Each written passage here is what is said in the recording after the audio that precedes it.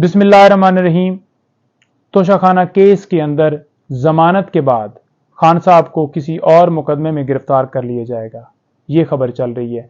साथ ये कहा जा रहा है कि किसी अदालत ने इजाज़त दे दी है कि खान साहब को गिरफ्तार कर लिया जाए। ये भी खबर चल रही है कि खान साहब की किसी मुकदमे में गिरफ्तारी हो गई है। तो वाज़ेह करना चाहूँ, सुप्रीम कोर्ट में हम जा चुके हैं। सुप्रीम कोर्ट में हमने इस्तदा की है कि खान साहब को किसी मुकदमे में गिरफ्तार ना किया जाए।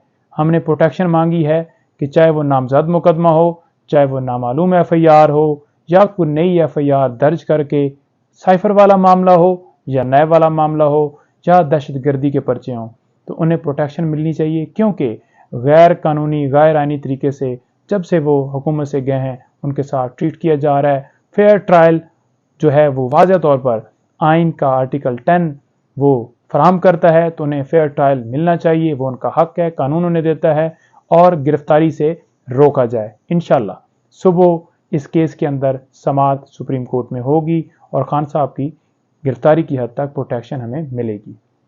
अब साथ ये बताता जाऊं कि इस्लामाबाद हाई कोर्ट में और सुप्रीम कोर्ट में तोशाखाना केस की समाअत एक इस्लामाबाद हाई कोर्ट में 12 बजे और दूसरा सुप्रीम कोर्ट के अंदर 2 बजे होगी। तो इंशाल्लाह खान साहब की इस केस की हद तक तोशाखाना के अंदर जो सज़ा हुई है खान साहब को वो मुअत्तल होगी और खान साहब की ज़मानत सुबह हो जाएगी। अल्लाह ताला खैर करेगा। बहुत शुक्रिया।